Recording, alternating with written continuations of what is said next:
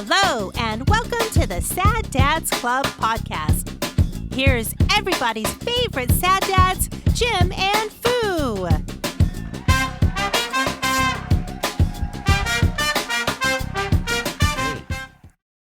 How's it going? Hey, welcome to the show. It's Sad Dads Club podcast.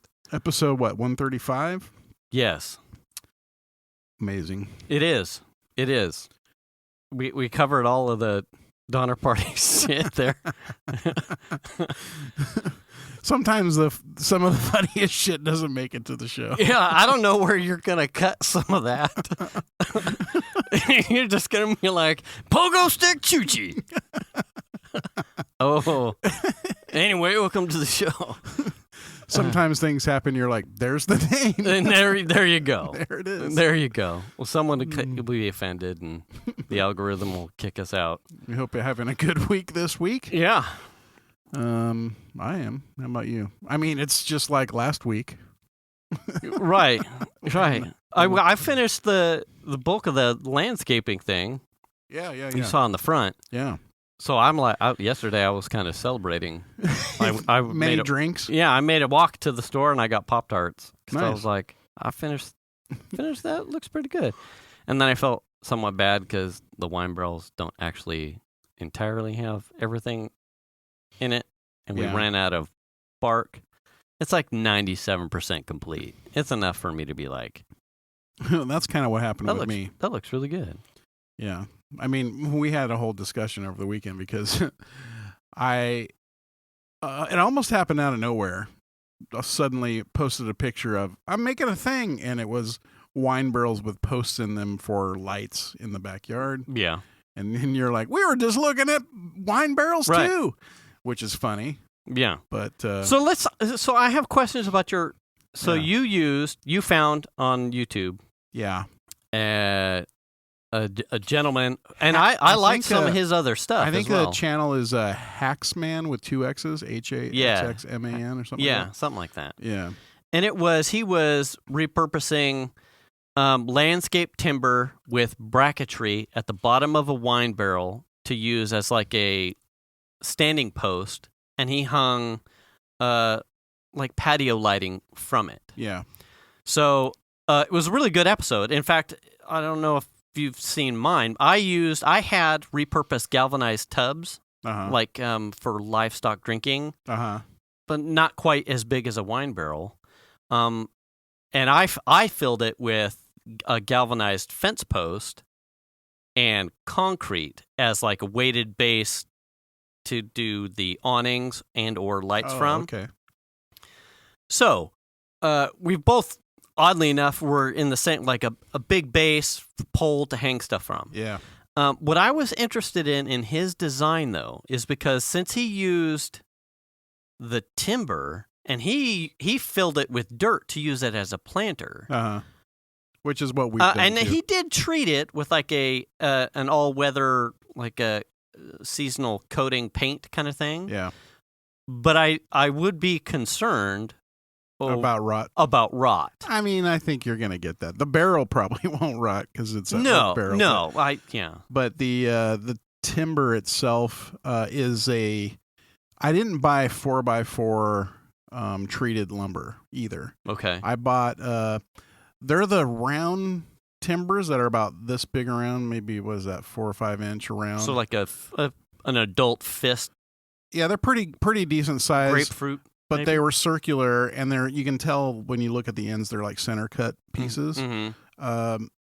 Pretty hardy. And 4x4 like finished lumber is insanely expensive right now. Oh yeah. Sheets of plywood are like $40 a piece or something, or even more in some cases. So I found these in the garden area, and they're garden posts, right? So it's like they're meant to be outside anyway. Right. So I just bought 2 of those, and then all the bracketry and the bolts and the screws and all the stuff I would need to like mount it to the bottom of the barrel, just like what he did in his video. Right. And it works out great. It looks good. Then, the wine barrels look good. Yeah, and so basically to add more weight is I bought the cheapest like heavy blocks I could find, which were they're basically retaining wall blocks. Yeah. And I think they're like $2.18 Makes a piece sense. or something like that. He So bought concrete blocks, but I don't think Yeah. I've ever seen plain Jane concrete blocks like I he was looking used. for that, and I couldn't find that there. Yeah. So I bought 4, so 2 for each one, thinking that there's probably not enough room. Those barrels are huge. Yeah. I probably could have fit 3 in each one, but Yeah. they're heavy enough. And then on top of the blocks, we put like landscaping gravel rock, Mm-hmm. a couple bags of that, and then on top of that is planter dirt. Mm-hmm. And you're not like I was concerned about weight because I'm hanging like an awning from mine. But if you're just hanging lights, you're not going to. I just need the want weight. enough weight to make sure that something doesn't happen. Yeah. And no one, Datas and Melly aren't doing fucking trapeze and shit from the LED string. No. And it's awesome because, like we were talking about this earlier, the lights I bought are solar. Mm-hmm. So I bought 2 kits. Each light kit goes out to the posts that I put out, and then the other end of each light kit goes to the top of our patio cover. Mm-hmm. And then I had to figure out like a way to mount the solar panels somewhere. Right. And so the top of the patio cover has it's like a decorative ball that goes on the very top of the thing, and you can just unscrew it, and then you can take the fabric off. Right. So there's a screwable thing there, so I just bought like a piece of construction strapping, put a hole right in the center. The holes for the bases of the solar panels kind of lined up fairly well with the holes that were already in the strapping, luckily. And so I just kind of drilled them out, made them a little bit bigger, used some wing nuts to like tighten them down to the thing. Yeah. Got up there on the ladder, unscrewed the ball, and I painted it black, slapped that down over the hole, and then screwed the ball back down on top of it, and they're just up there collecting sun. It's awesome. Yeah. That's awesome. Yeah, and so they just come on every night. When it gets dark enough, they just pop on, and they just run until either the battery runs out or the sun comes up. Yeah, I had so my tubs have 2 80-pound bags of cement in them, keeping them weighted. And what I did, I bought like So did you just put the whole bag of cement, or was it you actually? No, I mixed it. Okay. I mixed it and then poured it in there, and I dumped I hid like scrap stuff that I hadn't crushed with the sledge, right? Like in the bottom to I need to get rid of this. This is ugly, So I hid other stones inside it and then mixed 2 bags of cement. But I also put the tub on furniture dollies. So I can move the 3 stands around. At least I can move them around on the RV pad. Obviously, that would be problematic if I wanted to roll it around on all the pea gravel back there. Right. It's not going to go fucking anywhere. And then it's game over. Yeah. But that's what you just get Xander out to lift that shit up. If I could, and I have a dolly, but I can move and I did. I ended up, it was funny because I had completed that, I think, 2 weekends ago. And I had it up while the girls had building the patio furniture we talked about last week. So it was up. But the midweek stuff where I was out here crushing rock with the sledge, I had put in a good hour and a half, and I'd realized, you fucking dumbass, you built a movable shade apparatus, and it's over there. Yeah. So I had wheeled all 3 out, and then and I went, it wasn't my intention. Right. Outside of I should make these mobile, so that way if I wanted to reorient this around the patio furniture, that would be really handy. Yeah. Unbeknownst to me, the amount of stuff that I do right here on the RV pad when the RV is not here, well, if I'm going to split wood, now I've got I could do it over here. If I'm going to work on the Z, it's a clean, flat place to work. Right. Yeah. And I could move on awning over the Z, or if I find time and money to fix all you got to do is ask me. I got a pop up, like a quick tent thingy. I've seen it. It's ripped. No. Oh, you got a new one? No, that's the current patio cover. Oh. Where we've got one ordered for the replacement. No, dude. I'm talking about just like a quick pop-up tent for taking to the park. Oh. That kind of thing. Well, yeah, but this is, now I don't have to ask for it, fucker. And so it was funny that I had this thing, built it so it was mobile. Yeah. And I had spent a ridiculous amount. I got sunburned. In the heat? Yeah, in the heat. And I went, hey, dumbass, you could move that over here. I mean, it might be shocking to some of our listeners to know that we were in 90 plus over the weekend. Yeah. It's too damn early for 90 plus. And it's cooled back down a little bit, but I was just like, what the hell is happening? Why is it? It's out of control. Yeah. I hope they get ahead of the fire stuff. I did see. They should get out there and start raking. They've done a bunch of have you made it up to the office lately? No, I haven't been up there in a while. Couple times that I've had to go up from Courtney, return the truck, get the truck, or do propane. Yeah. They've been pretty aggressive along Wolf and McCourtney, limbing back trees from the power lines. Oh. So PG&E's finally. Yeah, I don't know if I don't know who's in control, because some of it is like limbed trees on the opposite side of the power lines. So what might be more of a county thing, getting like road clearances for whatever combo work. But they've definitely done a lot of work in pulling edgings and trees, oak trees, manzanita stuff away from the crown of the road all the way through to McCourtney, easy. Well, if it's not PG&E, that's shame on them. Right. I mean, they've got work to do, too. I mean, every time they have what do they call it? The power outages, the PPE or the PPO. Is it a prison? What do they call those power outages? Oh, I don't know where the bag is. We forgot to do the word. Oh. Dang it. It's behind me somewhere. Ew, David. What do they call those? PPOP? The power outage where they do actually turn your power off when there's going to be like a wind event. Preventative power outage? PPO? I don't know. Whatever they have a name for it. Okay. And the reason why they do that is because none of their shit is reliable as far as whether or not they've got trees surrounding their lines that are going to like drop branches, widowmakers on the line and cause some fire or cause a massive outage or something. I mean, if they're not doing that by now, that's a problem.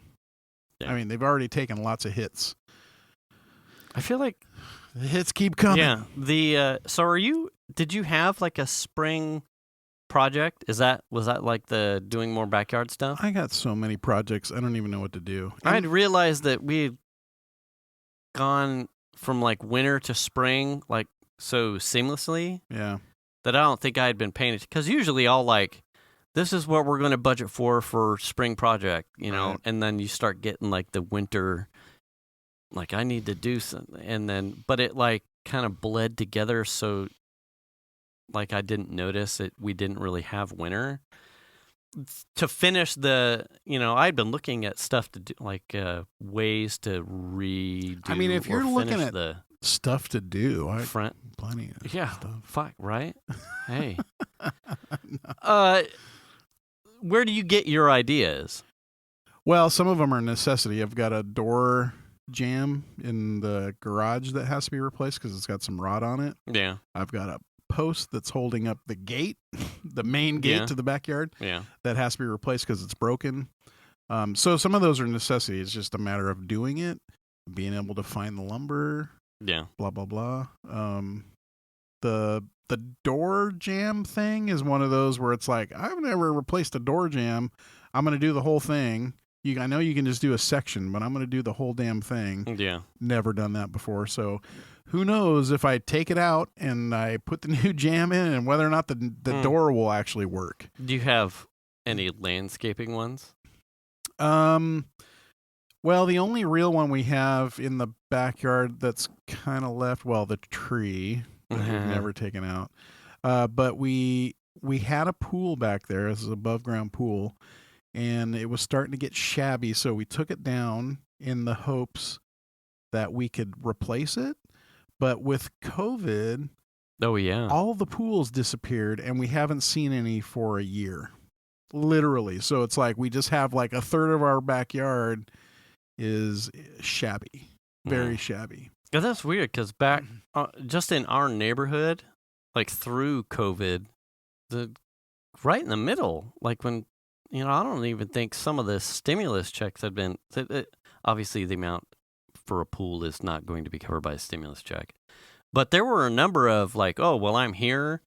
At least one home here in the neighborhood got a brand new pool. Oh, wow. One neighbor had that's two. Two neighbors got pools, brand new pools, dug and put in. Wow. One neighbor had a complete tear down and resurface. Yeah. Like pools were like a thing. And like I said, you were talking about the heat. It only looks like that's going to be the net new, the way that things are going here lately. It's like if you don't have a pool, you better hope you have someone with a pool or you get a slip inside. Well, our problem is we have a specific amount of space, so that'll fit a specific size pool and nothing bigger. So we'll see, we need a 16-footer, and the pools that we've seen come on the market or that have shown up in the store or whatever are 18-footers, and that extra 2 feet is just too much. Go. Yeah, it's just. What's the price on that? They're around $500. That's crazy. Yeah. So I don't know. It's one of those things where it's like, I mean, I like the above ground pool just because it's cool and you can get in it. It's nice, right? They're a hassle to take care of. I mean, pools in general.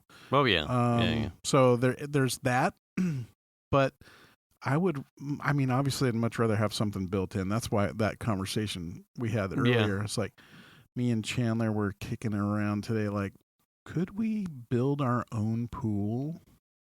Kind of a thing. Is that even a thing? Do you have trees on the side where you there's dig one the hole? Small tree, but it's not in the spot where the pool would be. I mean, potentially it could be speaking, for here, yeah. It's like the easy get out of jail free. I can't spend that kind of money for us because the 2 oak trees are way messy. There'd be destroy a pool. The root structure for the 2 oak trees, there'd be no real safe place. I think for it to. Aren't those in the back of the property? Mainly those trees. Yes. To a degree. Your option would be like, sorry, RV, we're putting a pool in there. Yeah, you know what I mean. We could probably put it there. Yeah. Now the negative of that is that I would think from the back of your house you'd want to be able to overlook your pool and see it. Yeah, we only have this nook of a window. That's true. In the bedroom to see it, and then we'd look through the barbecue it'd be weird. Yeah. But you're right. That would be a place. And, if I'm going to put in a pool, I'd want a sort of water feature that is running. And then at our house, it would be beneficial because we have all that noise from the traffic. Yeah. So having water running back there would be. I only honk sometimes. Well, if you honk all the time, then I would know for sure. Yeah. Because sometimes I'm back there and I hear someone honk and I go, so is that somebody honking because someone tried to cut them off? Someone tried to go over a lane on somebody, or is that somebody I know? Was that a homie? Yeah, I have no idea. There have been a couple times last week where I was making a Lowe's run, and I was near 5 o'clock, and I was hoping I might catch the shitting because I would. You do it, Max. Congratulations. Well, because it's kind of warmed up, we've kind of gone later. Well, that's good. I'll try and plan around. Yeah, we've been going when it's about dark time. Oh. Just because it's cooler. The stuff's, like the cements and stuff like that's not hot on his paws. And then we're not sweating like crazy. Oh, yeah. So. Yeah. Because that's started to happen. It's like, oh, we're on a walk and look at that. We're sweating like crazy. Yeah. So, yeah. Yeah. It's not. And it's April, the end of. Yeah.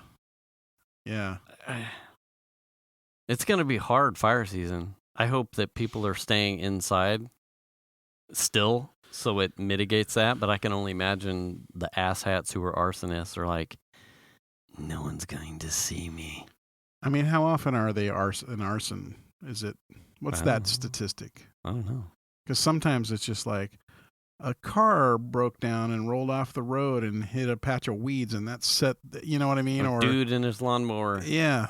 What was the Yosemite one? It was a guy in his boat chains. Oh, his boat chains were hanging. A guy who blew a tire in a boat on his trailer. Oh, wow. And the hub just spitting sparks into the side. Like, what the fuck are you doing? So then it's just, the spark just lands in the pine needles and festers, and then next thing you know, you got a flame. Game over. Yeah. That's scary, man. As we come out of it, you got to rake the forest. I know. Get out there. What are you going to do? I don't know. I mean, I feel like where we're at, if we had a fire come through, that would be horrendous. Wait, here? Yes. In suburbia? Yeah. I mean, I'm not saying it. It's not out of the question that it could happen, right? You've got rows and rows and rows of houses. The people over north of us probably. But, like, how does it get to us? It burns through every house on its way. That's remember, I want to say it was in the early 90s. There was that Oakland firestorm where it just roared up the side of the hill. Do you remember that? I think so. I mean, it took out entire neighborhoods. I mean, it's not far-fetched. Really. Yeah. Fuck. Yeah. It's scary to think about. I'll be up on my house with sprinklers. That's what I'm worried about. That's part of the thing that we finished that one part over here, landscaping. It was like I saw a bunch of stuff with like epic fire season incoming. Yeah. Water, like things are dry beyond dry that it's ever been. Yeah. It's the third least amount of rain on record that since we've been keeping records. So it was like, I want to put something down. I'm already looking forward to like, you were going to start getting taxed or penalized for water used. Right. So I'm like making sure sprinklers that I don't use are definitely capped. Yeah. And stuff like that. Well, you know what's funny is, so I bought we talked about this, the B-Hyve. Right. Because the Roseville city, yeah. Well, I don't know if it's Placer County, but the city of Roseville is offering incentives. They were for commercial. When I bought it, they had a little thing that was like, oh, a rebate. And I'm like, oh, cool. I can buy it for $90 or whatever and get a rebate. Well, then I go look at the rebate after I bought it, and it's like, oh, if you're commercial. Oh, really? Yeah, I was like, fuck off. Yeah, they sent us a little card that said, if you, it was like an affiliate link is what it reminded me of. Like if you go here to buy this device, there's a kickback on your bill. But it was like a water-wise landscape scheduler controller that like if it's raining or humidity, it like controls your water timings. Yeah, so that's what the B-Hyve does, is it has the smart functionality, which is cool, but it also is super complex. And so speaking of using water usage, my wife has been very cognizant of it since we got a note. Oh, did you? Yeah, so this was before we had the B-Hyve. And I think the sprinklers were running too long or something. I forget exactly what it was. And so the guy wrote a note and put it on the door. You've got 10 days to fix this, kind of a thing. So I bought the B-Hyve so that it would manage it instead of me trying to figure out the best water use. That the B-Hyve asks a ton of questions in its smart setup. So it's like, what kind of soil, what kind of sprinklers, what's the slope? I mean, it's insane the number of questions that it asks. And like some of them, it's not super clear what you're supposed to put, whether or not it's full sun or part sun, or it's like, several options in each category. Right. And well, some of my yard is full sun. Yeah. But well, some is not. The one that I want to know, because it doesn't seem like the way that it sets up, the one I want to know is the soil type. I mean, I would say, okay, we're predominantly clay here, but it doesn't seem to be quite the case necessarily, because when you put it on clay, it tends to water longer. And that's not right. I don't want longer. Right. Yeah. And not only does it run longer, but then the water runs off. It's not on the yard anymore. It's running down the sidewalk or whatever. So I've been very cognizant of like what these settings are doing, because once you've set the smart stuff up, you don't have any control now over how long they actually run and how many times they run. Oh. So it will, I think in our case, it's running 3 or 4 minutes, which isn't terrible, but it does that twice, and maybe even 3 times. I'm not even sure. But you can go look at the schedule and see what it's doing, but you can't edit. No. I only want you to run 2 times. You can't do that. That's part of the smart functionality. What's nice is if it's going to rain, you'll get an alert on your phone and it'll say, we're stopping all watering until tomorrow. 24-hour delay. That's great. That works really good. Right. I haven't figured out what all the settings should be for proper usage in my yard. I mean, some of them are obvious. Right? Can you redo the wizard to? You can always go back and readjust those settings. Okay. That's not a big deal. But are they having the right impact on? Are you getting what you expect to get out of the changes that you're making? I'm almost okay if you dial this back a little bit. That's how I'm feeling about it. Because I don't want another letter. Yeah, no. And my wife is like, the sprinklers ran, 3 times today at least. And I'm just like, I don't see that. I'm like looking at the app. It says it ran twice. Okay. Yeah. So it makes me a little bit nervous. What doesn't make me nervous is if someone from the city is going to sit out in front of my house and watch my sprinklers, well, the smart setup is only going to let them run for 4 minutes. So they're only going to see it run for 4 minutes. And then they're going to drive. Okay, he's only running for 4 minutes. Right. And then he's going to drive away. You know what I mean? He doesn't know that in an hour they're going to run again for 4 minutes. Yeah. You know what I mean? Yeah. Now, we're paying for that water. It's all metered. Right. But obviously, I would love to use less water. And so that's where, I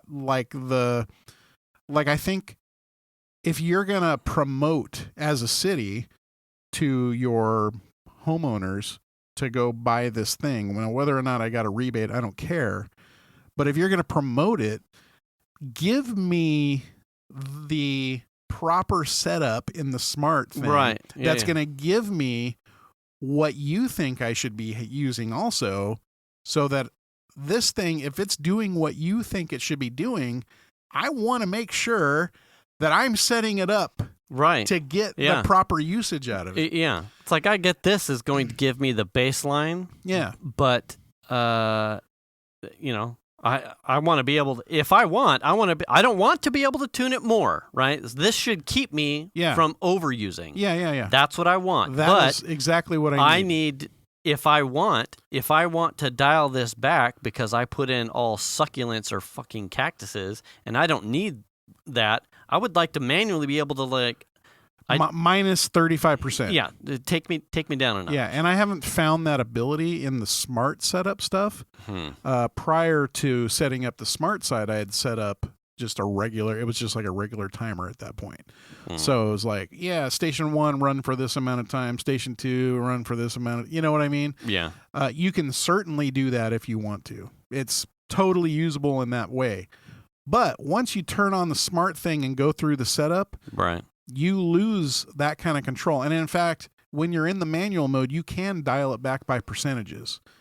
I haven't found that ability in the smart setup. Interesting.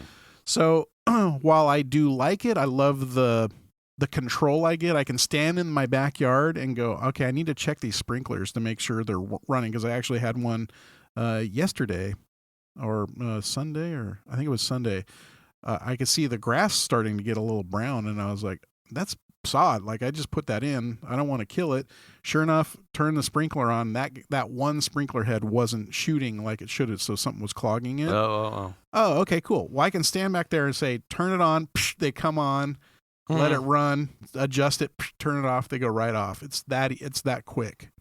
Whereas I'd like one of those. It's right now. It's like Venus stands over across the yard, and then I run over and I hit manual, and then I run back, or I yell across the yard, "Are they going?" And she said, "You need a two-way radio, right?" We have the walkie-talkies, but then it's like, where are they? Fuck. Damn it, where are the walkie-talkies? Yeah. So it's a huge game of yell across the property. So you're eliminating all that. I mean, I do enjoy that. I love that aspect of it. What I don't love is that loss of control when you set up the smart stuff. Yeah. I mean, the control is in the setup, right? So I don't, and maybe that's part of it. I don't know if I'm utilizing the setup correctly for my soil type. And this was a Roseville recommended one? Yeah, I mean, we bought it at Lowe's, and it was like on the shelf, and there was like, oh, there's a rebate for this. And it was like, we tore the rebate tag off. Okay, we're buying it. And then we get it home. I literally get home, go to the website, and it's like, we don't have any residential ones, but here's a commercial one. And I'm like, I'm not commercial. You know what I mean? I'm just But you could just start hooking right in front of the house. Be like, hey. Yeah. I mean, it's I'm like sucking some D here. I'm trying to do the right thing. Get my water. Help me help you. Right. You know what I mean? Help me help you. Why not rebates for? Well, they like I said, this one that came this year was residential. They were recommending, but it was like a. So what? I bought it in between. Probably because it was not it was not the B-Hyve. It was some other random thing, and I went, oh. And then when I was doing a bunch of like the cleaning of what I had and sorting up parts and setting up orientation for what I was going to put in place, the couple times I went to Home Depot and or Lowe's to look at water stuff, I was just hoping to get something off the shelf and go. Yeah. I didn't want to deal with like an affiliate of a link to get to, I'm like, I don't want an off-brand. But then every time I went to the box store, someone had a fucking ladder in the way, so I have yet to replace mine, but I would like something close to similar. Yeah. Because, you know. I mean, like I said, I love I've seen the app improve since I got it. I've had it, I don't remember when I got it, a year ago, maybe? Mm-hmm. I've seen the app improve over that time. It's definitely, I've seen changes in there like, oh shit, I can do that now, you know, kind of thing. But I haven't seen changes to the app where I would expect my control to be. Right. So I don't know. Like, what I would love is to see the city of Roseville, who is promoting buying these units, have a formula posted on their website. If you're using, if you've got grass, right, and you have shade, you know, like here's the dirt type. Here's the this and that. I mean, I know everybody's yard's different. Right. I get all that, but at least like tell me typical dirt type. You know, they should have enough analytics for this area to be able to like, here's the general city of Roseville areas underneath your sod. This is the general type of dirt here. On average, here you can shoot between this and be safe with your. Yeah. If you've got partial sun, we found that this and this. Because I'm sure it being connected, right? It's an Internet of Things. I'm sure that the corporation itself has probably more than enough data to like, here are the bulk of the households using the smart features, and in here's your area, right? Yeah. Here's the average. Just give me the average, and let me work in between, and then shoot some of those common sense facts about soil types, grades or whatever. I mean, those might be nice. They have some information in the app about soil types and stuff. Mm-hmm. But I mean, unless I'm like digging a hole in my grass to like squeeze a fistful of dirt, you know what I mean? Because like, I don't think we're clay, but I couldn't tell you because I think of Nevada County, like the red clay. Like I've dug in that. That's different than what I face down here. So I forget it's like clay, loam, and something else. And and there's like the in-betweens, you know. And so I think right now I have it set up on loam, which is sort of a cross between. That might be us, yeah. Yeah. If ass isn't an option, Loam is probably the best because digging in this stuff down here is ass. It's terrible ass. Yeah. I mean, it would be helpful. Right. It would go a long way into helping me make sure that I'm not overusing. Plus, it's hard like you don't have it here like we have at our house, the strip out in front between the sidewalk and the street. Right. Yeah. So you just have like sidewalk, street, sidewalk, grass. So at our house we got grass, sidewalk, grass, street, and so that strip along the street, the sprinklers are all set up in a way where they are supposed to spray just in the grass. Well, some of them just slightly go over, and there's a little bit of a crowning to it, so it's like the water's just gonna like hit and kind of run off to the sides. So it's like it's really hard to make sure that you're not overwatering that. Right. You know what I mean? Yeah. Now you could be like me, who spent, if you've listened to a couple of the shows in the past, where I had someone come out and identify where all the lines were, so when I would dig my tree hole, I didn't hit any lines. Yeah. And then last night, while placing edging, because we were having to get a bunch of bark out of the back of the tree. Yeah. And then I placed a piece of edging around the utility square that's on my side of the property, so the telephone power cable. I edged that off because I was like, why? I'm not going to put bark here. I put pea gravel around it. So in order to edge it out, I put this repurposed rubber edging. Yeah. I had someone come out and tell me where all the lines were. What I did not have someone do, myself, is identify where all my irrigation lines were, where my water lines were. And I shit you not, and I made a joke about this last night, is I staked this piece of edging. I did not arbitrate. This was foretold in like the manufacturing process because I did not randomly put a stake in this edging. No. Hold on. This is something that happened when you were 6. There was a decision made when you were 6. The butterfly effect has and this is led to this moment. Yeah.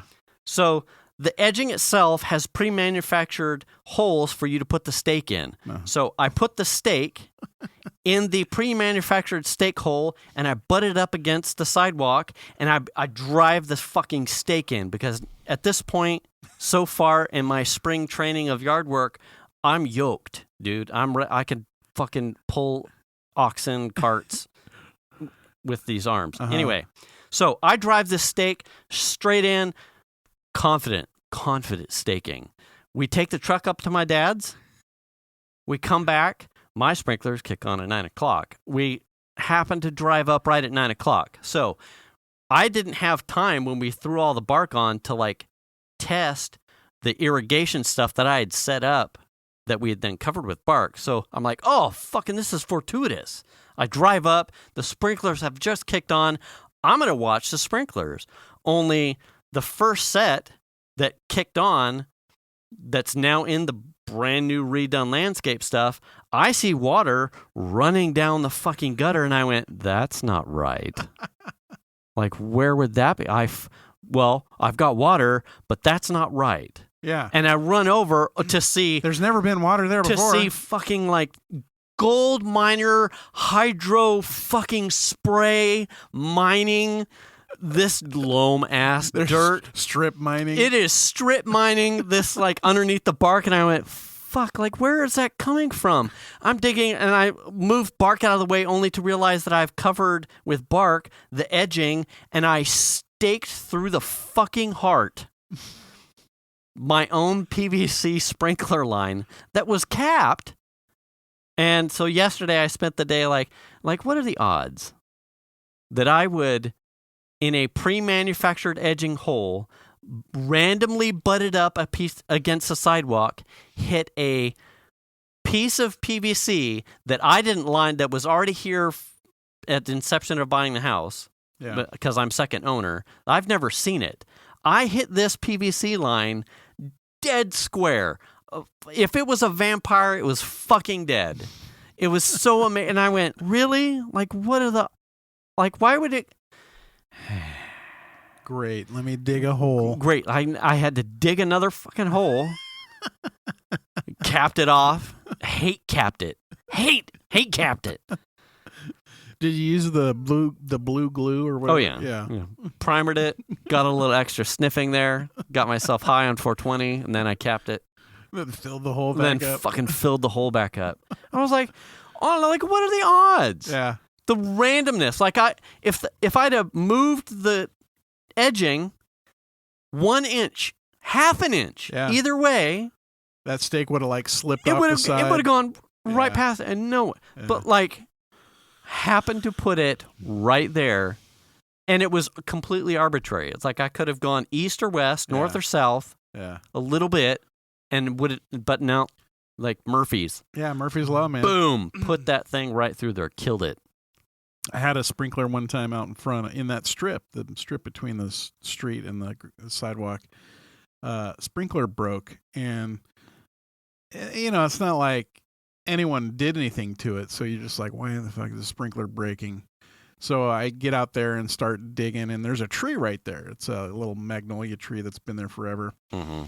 And come to find out that the magnolia roots had like encroached on this sprinkler head and broke it. Yeah. So I am now in the process of digging between sidewalk and roots to try and get to the riser, which is broken. Yeah. To replace the riser and put a sprinkler head back in there. And the roots are gnarly, right? Yeah. My hands are bleeding. There's water everywhere. It's muddy. There's like... like gravel from when they put the cement in underneath there, like you're pulling out gravel and shit.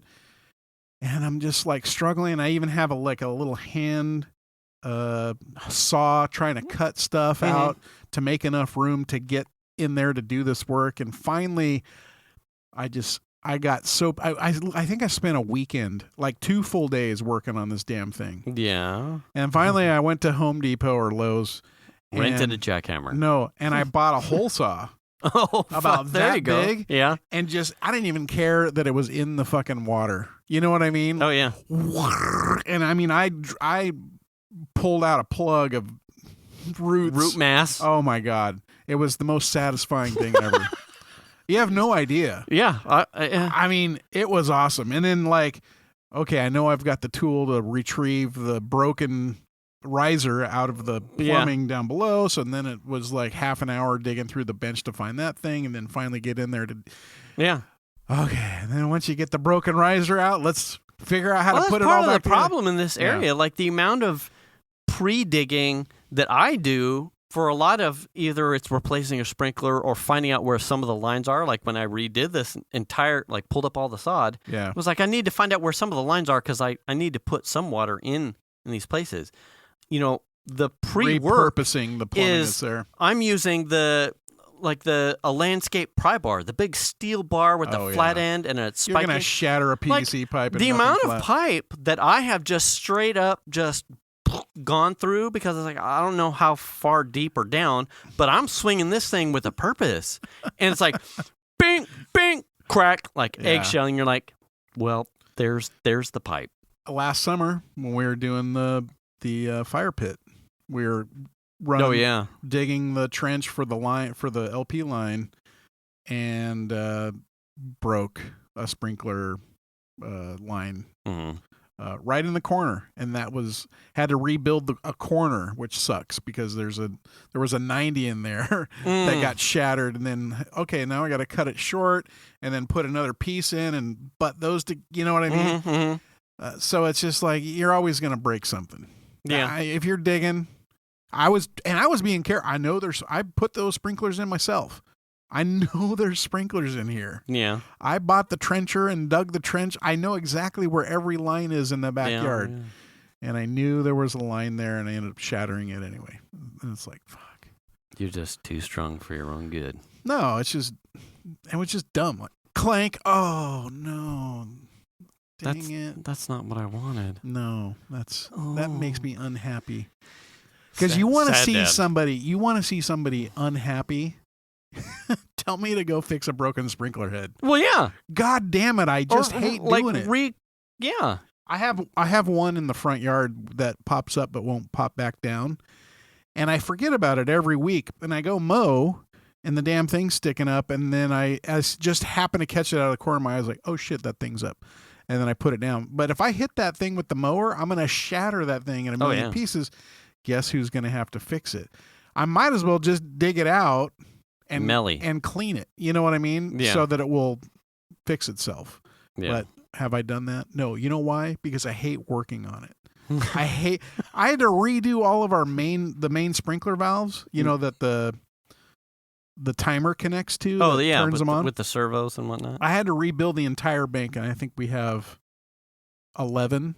I had to rebuild the entire bank. You have 11 channels? Yeah. No. Sorry, there's 8. Oh, okay. There's 5 in the back and 3 in the front. 3 more than me. Yeah, 8. God damn. But I had to rebuild the entire bank, and so Chandler was helping me, and I was not a happy camper. I was just it was just, it's frustrating. Which is funny because I enjoyed putting the rear sprinklers and drip systems and stuff like that in the back when I initially put all that stuff in. But I think having to dig out and work in the dirt when it's something broken that shouldn't be, that's what's irritating. I think that's part of like the general, it's like one of the gotchas of working in the yard. It's like last, over the course of putting together the thing to get it done, I'm working with bark. I'm working with the edging. I'm planting this tree, these bushes right here. So there's and I'm unloading DG for some other place. I'm cutting railroad ties. It's like, this is what I'm working on tonight. This, as the homeowner, as the dad, as the husband, this is like my limited amount of time. This is the project I'm trying to knock out. This is the money I've spent. And you puncture a line or you hit a sprinkler head, and it's like the entire project is now derailed. Sidelined, there's almost like a frustration on top of like I don't mind being here. This is the project I've allocated for today or this time. And it's like, I'm pushing bark up here and I'm going to nail this thing. And then now I've got to go get the PVC segments, and I've got to dig a bigger hole and put the dirt somewhere, and then I got to fill the hole. And do I really want to wait for the glue? I'm just going to put that hot slop on there, and then I spend at least half an hour sniffing the primer. So it's like, and then I wander around half naked, looking for a turkey vulture to complement my new landscaping, and then I wander back to the yard. I mean, that all sounds like a bonus to me. Well, sometimes, probably for the turkey vulture. No, that's some fancy landscaping. Of all the things homeowner-wise, like repairing sprinklers just sends me. Yeah. It's just like, why is it broke? You know what I mean? Yeah. And I think we had a discussion, this is a couple months ago, or even probably last summer. I was working on some of the sprinklers that would pop up and this sort of piddle out. Mm-hmm. Do you remember this conversation? Yeah. And I was like, what is the deal? Like, I've taken them apart. Like, I've run them with no spray head on there. Like, you know what I mean? Yeah. Like, it's just like, why? What is happening? Mm-hmm. You put the thing back on and then it just piddles, and then you take the screwdriver and open it back up and then it sprays full, and then you turn them off and you turn them back on and they just piddle back out. And you're just like, dude. My grass is dying, bro. Just... Fuck yourself. Where's the pressure? Yeah. But you know what I found out it was? What? I think more than the heads do get clogged up, but typically what it ends up being is the little white filter thing. Mm-hmm. Those get stuck with just debris that was in the line, mm-hmm. and they clog up enough holes that they don't allow enough pressure to get through to the thing.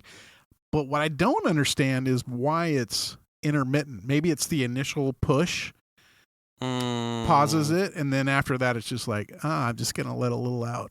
Yeah, I don't know, but what I've found is if I clean those out really well and then put them back and put it back together, mm-hmm. it seems to fix it. It's weird. Anyway, on the side. So yeah, we weekend got like projects. 50 minutes of sprinklers. Really? Really? We hope you like sprinklers. Because I like to sit on mine. No, I don't. Wait. Oh. No, I don't have a bidet. Yeah, we do. You got lots of them right up front. Oh yeah, just let it fire off. You just be like, I just took a shit, people. What's the big deal? I'm just cleaning my ass. Hey, I gotta clean. It's TP's shortage or something. Yeah. And turkey vulture's looking for me. Yeah, scrub your ass. I mean, we even say it on the show. Hashtag. Yeah. Hashtag wash your ass. Yeah. Anyway. Vaccines. Oh yes. So we got Pfizer last week. Yeah, so a lot of us have gotten them now, which is really, I think a majority of the people that I know have them. At least the first round. Minimally. Yeah. Yeah. I think, as far as I'm aware, my house, in the group of people that are my like circle of immediate friends, my house was probably the last one that I know of. Yeah. To get on deck. Like the whole time I was like, fucking slackers. I know. You know what I mean? Well, here's how we looked at it. My house has no not pre-existing. We're not at risk. No one in my house is at risk. While we do have family members that were high risk, we were in a groove, like outside the original part of the pandemic, where the kids adjusted to school, and then school ended, and how you socially adjust. We were in a groove. Yeah, we're healthy in a groove. While we were checking, since I think probably February, like available appointments, or certainly once the administration rolled over, once things started to kick in, and through, it was probably closer to March, middle March, when you could like actively check for, hey, is there extra appointments, or is there open spots or availabilities? We were checking, but the general consensus in the house was we're in a groove. No hurry. There are, right. It'll happen. And we're staying safe. It'll happen eventually. So we'll wait our turn, so that way those that are in need can get theirs first. Now, that's not to say that someone that had an opportunity but wasn't at need, to each their own, right? If you found a spot and there was plenty of extra, good on you. Yeah. So we got our first shot, I think, as soon as it started to open up. The California specifically. Was that last week? It was last week. Yeah. So California started announcing that on the 16th,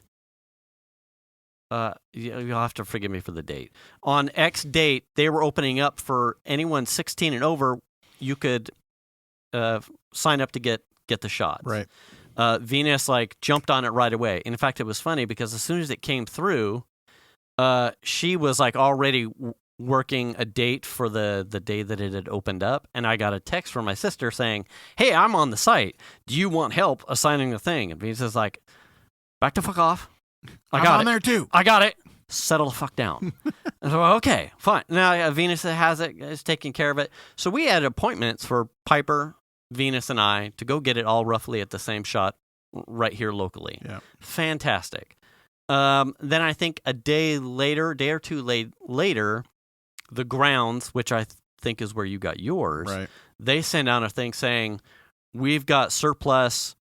We went a day early. Venus got us another appointment a day early, and we went, I think, the middle of the day afternoon. The process was seamless. Yeah. We got ours in the same place you did. Yeah. It's a well-oiled machine. Fantastically oiled machine.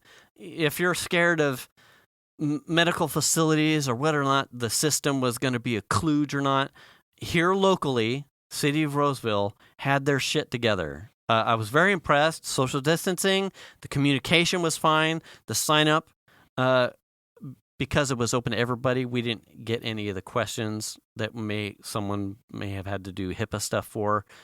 So there was no category you had to be slotted in. It was like we had an appointment time. It was open to everybody. Good to go. Puncture my skin. Yeah.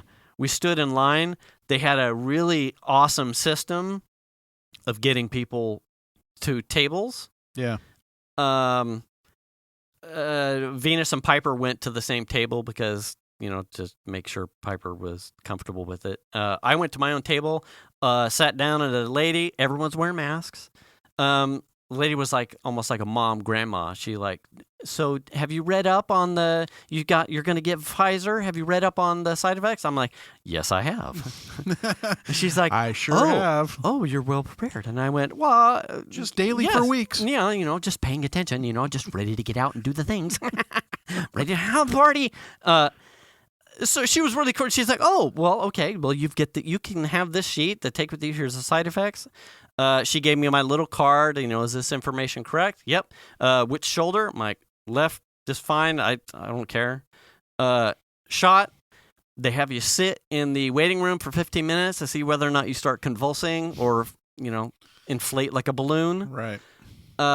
Someone is monitoring everybody there, and then we walked out. It was perfectly honest. It was an amazing experience. Yeah. So you may be asking, hey, because we had this conversation, right? It was because the day or two before the Johnson & Johnson thing went out, where they decided to pull their stuff back because there were a fraction of a percent of issues with clotting, which is obviously a concern. And it should be, and you should always be questioning things. But people who are legitimately concerned about, wow, these vaccines happened. And in fact, Dave touched on it. He's like, some of these may not even be considered vaccines because the immunity, and you can still be a passer through, like a pass through. Right. You can still be a carrier, but it also doesn't kill you while it's in you, kind of thing. All really important questions to ask. I absolutely couldn't say anything more about. You should never toss it aside as far as like, well, I'll just get it just because the government's telling me it's okay. I'm a person that's almost driven by data, but there is I love my friends and my family. Well, it's also like one of the biggest things that's ever happened in our lifetime. Right. Right. So there's a couple of things, and a lot of it I think has to do with I'll say it's like almost like a paternal thing. I am a person that's meticulous with research, meticulous with data. In any other probably timeline where I maybe wasn't a dad, like my flu shots, I'd be like, I'm okay. Yeah. I'm a healthy person. I'm not really worried about it. Right. There is like doors that this is referenced in another podcast, doors that open or become unlocked, particularly when you become a parent, where it's like, I see things in a slightly different way, and that is, my father, Venus's father, relatives, or you and your family, Mike, I know people who are at risk. My daughter and my son would like to get back to some sort of semblance of social activity in a safe way, and some normalcy, right? Does that mean handcuffs are free? Absolutely not, just because you're vaccinated. Absolutely not. But there is a bleeding edge, a line to be, and the graph moves when you say, this is probably as safe as it's going to get within the time I'm afforded to help my family and the ones that I love, or even the people that I don't know that I wish no harm upon, that if I can nip this in the bud when it hops through me, if it hops through me, get the vaccine. Yeah. Get the vaccine. It hurts. You'll be okay. The fraction of a percent. Should you always be questioning whether or not there's going to be side effects along down the road? Absolutely. Yeah. Question everything. continue to question everything, but get the vaccine. I mean, you know, for years, my wife has gone and had flu shots every year, and I'm just like, I'm all right. You know, it's not like It's not like I'm nervous about what's in it. It's just like, it's okay. You know, this year, because of what was happening, was the first year in a long time where I'm like, I'm gonna get a flu shot. Yeah, because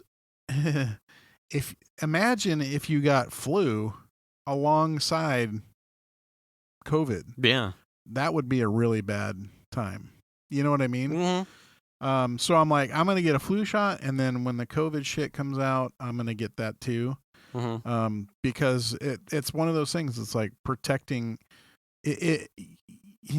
One of the things that someone said to me, which I thought was interesting, was, do you know anybody that's ever had polio?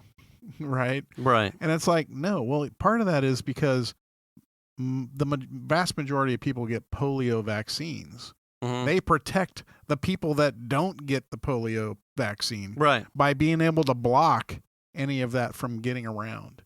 This is no different. Yeah. It's the same thing. The people who are getting it are benefiting the people who aren't getting it. Yeah, right. You know what I mean? And I wish I knew what the percentage was of people who are more than willing to go get it versus not get it.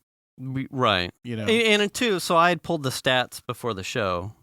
And I feel a little bit bad because when this first broke February, March, we had made a joke on the podcast like, yeah, they should name it after us. And boy, I made a joke. And it was like, in light, like, we'll get this under control. And it went apeshit. Yeah. Like, it went south real quick, real fast. Yeah. And so as we got closer to the vaccine opening up to more and more people, here's the stat.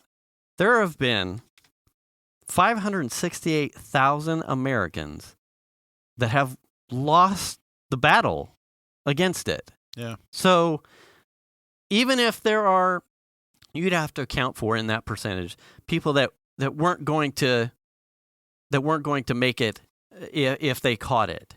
But you have to also afford a certain percentage of people who probably were abiding by all the rules and were impacted by someone who was careless or ignorant of the compassion needed for a fellow American. Yeah. And you hear that all the time. Right. Now, is that everybody?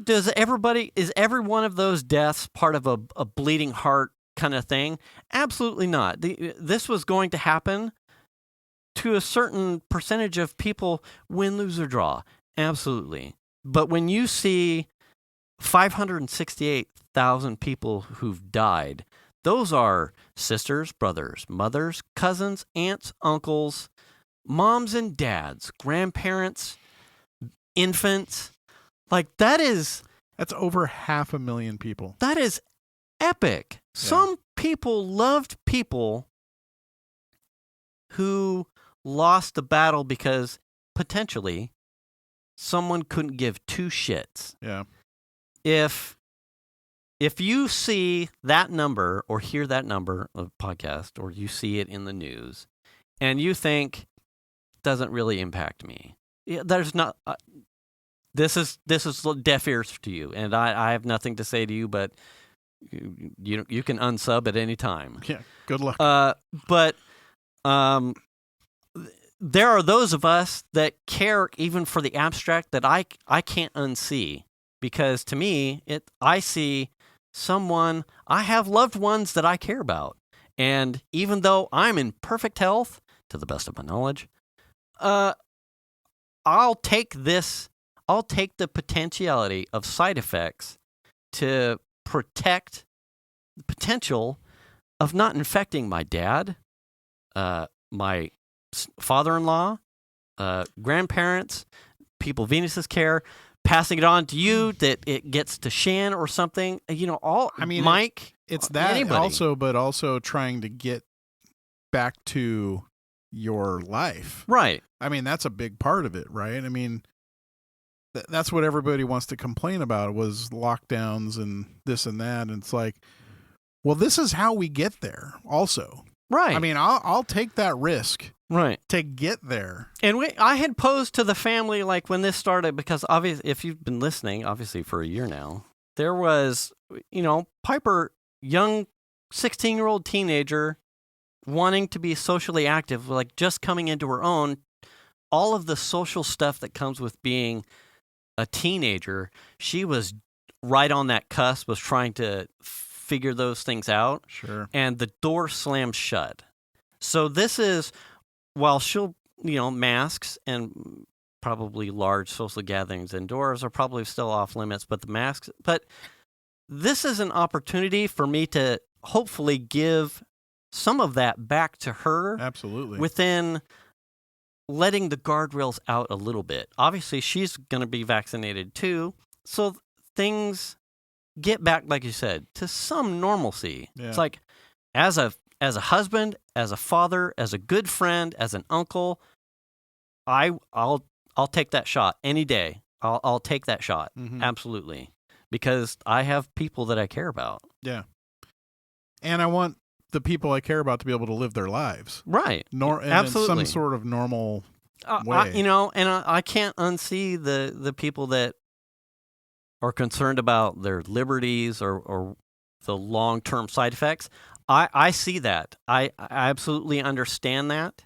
But when I look at the scales for me, it's like there are side effects. There are people that may react poorly. There are people who are concerned about liberty and independence and whether or not full testing was done, the percentage, what it doesn't actually protect against, and will I have to get a booster in a year, all that stuff. And then on the other side of the scale, I see the people that I care about.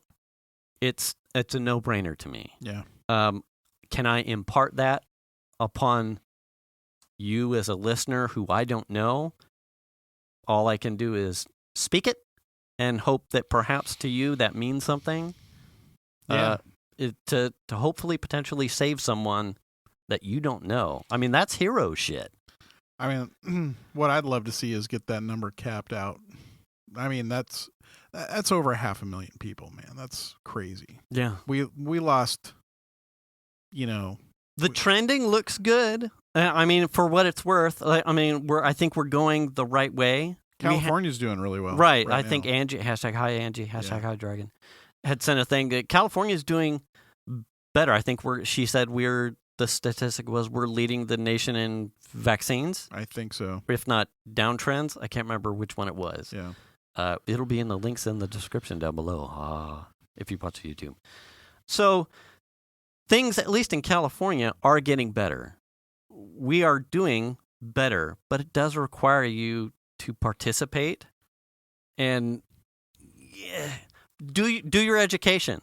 Like, do the reading, put the time in, but then give some weight to, can I do some hero shit today? Can I sign up and get the vaccine? Do it. Thing of it is if, like, everybody's chomping at the bit to do stuff, right? Yeah. But, like, I'm not going to do anything until I feel way more confident. Right. And we've talked about this at length with, like, some of the businesses that have done net new things. Like, I think takeout deliveries and all the businesses that have adapted, moved stuff outdoors and stuff like that.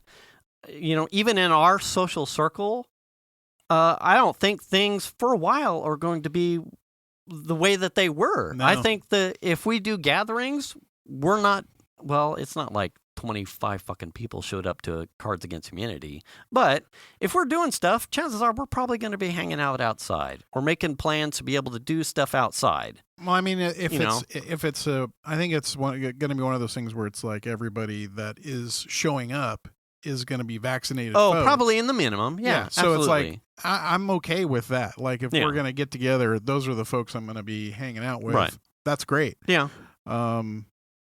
That changes if you have somebody in your circle that decides I'm not getting it or absolutely just hasn't had it. I mean, I think we're all sort of like waiting for everyone to have their both doses kind of thing. Right. In order to do that thing. Yeah. You know what I mean? So we're all sort of in the holding pattern still to a certain extent.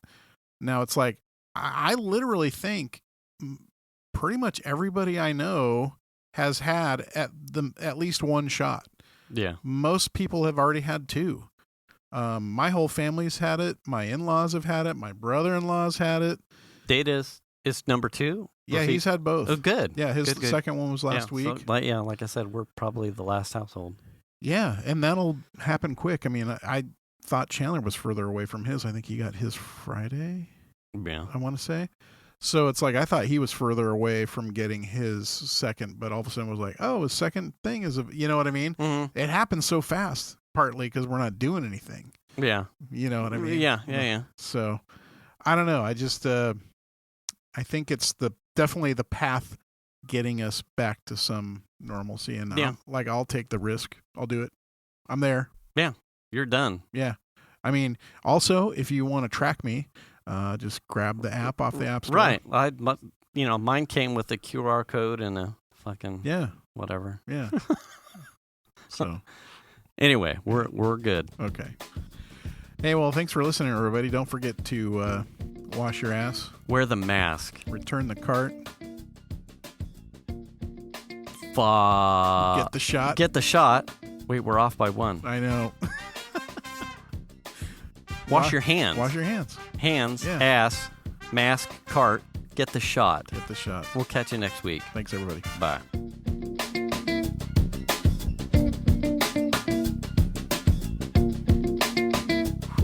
That's why there's no grizzlies left in the Sierras. Yeah.